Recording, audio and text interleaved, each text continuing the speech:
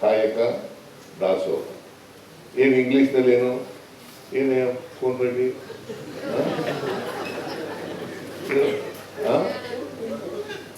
ದುಡಿದು ತಿನ್ನಲ್ಲ, production and distribution.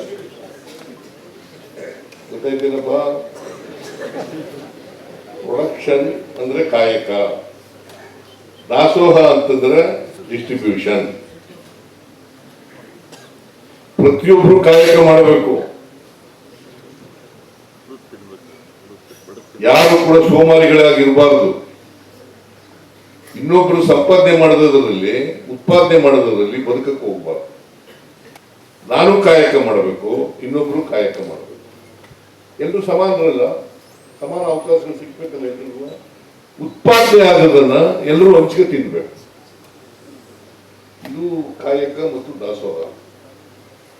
ಇದನ್ನೇ ಬಸವಣ್ಣ ಇವರು ಕನಕದಾಸರು ರಾಮದಾನಿ ಚರಿತ್ರೆಯಲ್ಲಿ ಬಡವ ಶ್ರೀಮಂತ, ಅಕ್ಕಿ ಮತ್ತು ರಾಗಿ, ಇವುಗಳನ್ನ ರಾಗಿ ಪ್ರತಿನಿಧಿಸುತ್ತದೆ ಕಲಾ ಸಮುದಾಯದವರನ್ನ, ಅಕ್ಕಿ ಪ್ರತಿನಿಧಿಸುತ್ತದೆ ಶ್ರೀಮಂತರನ್ನ.